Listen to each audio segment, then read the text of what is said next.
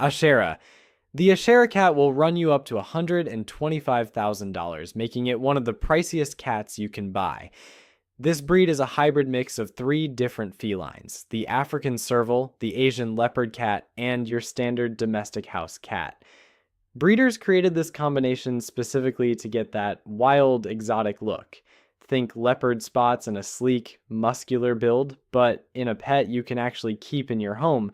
The Ashera is a large cat, often weighing 25 pounds or more, with those signature spotted markings covering its coat. Only a handful of these cats are bred each year, which drives the price through the roof.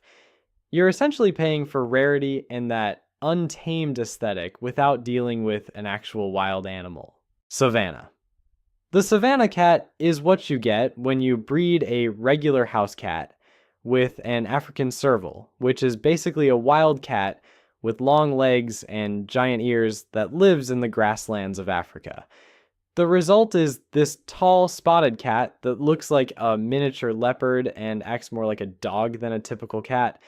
They'll follow you around the house, play fetch, and some owners even walk them on a leash. The closer the cat is to that original serval parent, the more expensive it gets. An F1 Savannah, meaning it's only one generation removed from the serval, can run you upwards of 50 grand. By the time you get to F5 or F6 generations, where there's more domestic cat in the mix, you're looking at closer to 10,000, which is still absurd for a cat, but significantly cheaper than that top tier. Bengal. The Bengal came about by breeding Asian leopard cats with regular domestic cats, which gave them that wild spotted or marbled coat that looks like a miniature leopard prowling around your living room. The breed started in the 1960s when a breeder named John Mill crossed the two species, aiming to capture that exotic jungle look in a pet-sized package. A good Bengal has a muscular build, a thick tail, and rosettes or spots that are crisp and distinct, not just random blotches. The marbled ones have swirling patterns that look almost like wood grain. These cats are energetic and vocal, not the type to sit around quietly all day. A high-quality Bengal from a reputable breeder will run you anywhere from $3,000 to $25,000, depending on how close they are to that wild appearance and their breeding lineage. Persian. Persian cats have been around for centuries, possibly originating from Persia, which is modern-day Iran, though the exact history gets fuzzy the further back you go.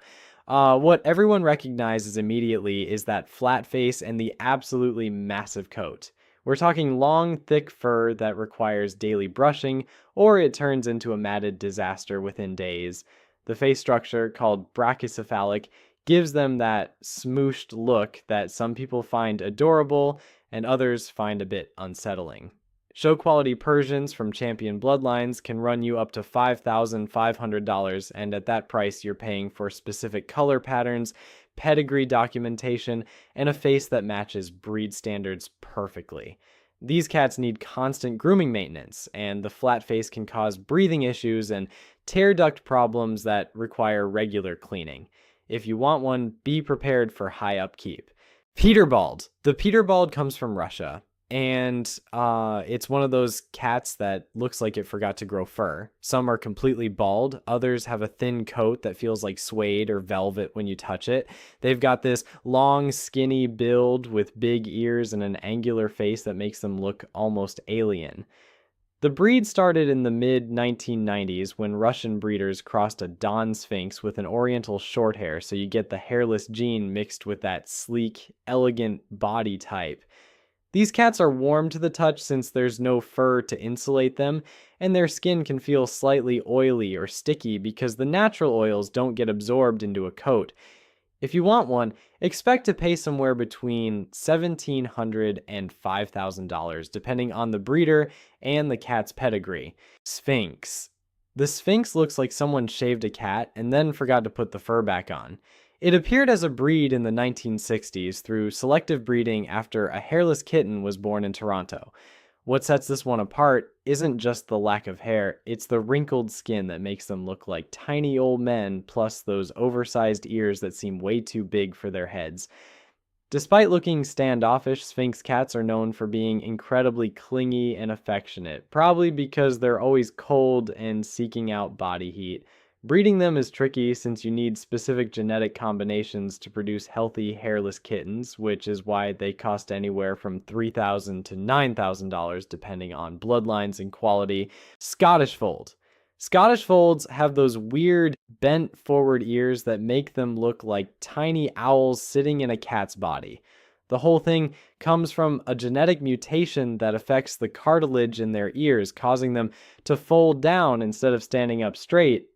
This mutation showed up naturally in a Scottish farm cat back in 1961, and breeders took it from there. So the problem is that same cartilage issue doesn't just affect the ears, it can mess with cartilage throughout the body, leading to painful joint problems and arthritis, especially in the tail and legs. Some Scottish Folds end up with debilitating pain as they age. Despite this, people pay anywhere from $1,000 to $3,000 for one because they look undeniably cute. The folded ears are basically a visible sign of a genetic defect that causes suffering. Russian Blue. The Russian Blue is one of those cats that looks like it was designed by someone with a really specific aesthetic in mind. It has this silvery blue coat that's plush and dense, almost like velvet, and the color is completely uniform across the whole body. The eyes are vivid green, which creates a striking contrast against all that gray-blue fur. These cats are known for being gentle and quiet, not the type to knock things off counters for fun or yowl at 3 in the morning. They're also considered hypoallergenic, or at least less likely to trigger allergies because they produce less of the protein that usually causes reactions in people. If you want a pedigreed Russian Blue from a reputable breeder, you're looking at somewhere between $1,700 and $3,000. Maine Coon. The Maine Coon is massive for a house cat. Males regularly hit 20 to 25 pounds, which is about the size of a small to medium dog. You'll recognize one by the ear tufts that stick up like little lynx points, plus that enormous bushy tail they drag around. Their faces are kind of square and sturdy looking compared to your average cat. Despite the size, they're known for being friendly and easygoing, not the standoffish type at all. A lot of people describe them as dog-like because they'll follow you around and actually seem interested in what you're doing. If you want one, expect to pay somewhere between $1,000 and $3,500 from a breeder. That's premium pricing, but you're getting what's basically a small lion that acts like a golden retriever. British Shorthair. The British Shorthair is basically the teddy bear of the cat world. You've probably seen them in ads or memes because they have these perfectly round faces and chubby cheeks that make them look perpetually content. The breed goes way back in Britain, where they were working cats, keeping rodents out of homes and businesses before anyone cared about pedigrees. Their coat is incredibly dense and plush, almost like you're petting a thick carpet, and it comes in tons of colors, though the blue-gray version is the most iconic. These cats are stocky and heavy, males often hitting 12 to 18 pounds. They're known for being calm and easygoing, not the type to zoom around your apartment at 3 in the morning. Lewis Carroll supposedly based the Cheshire Cat on a British Shorthair, which makes sense given that permanent smile. For a show quality kitten, you're looking at $1,500 to $3,500 depending on lineage and color.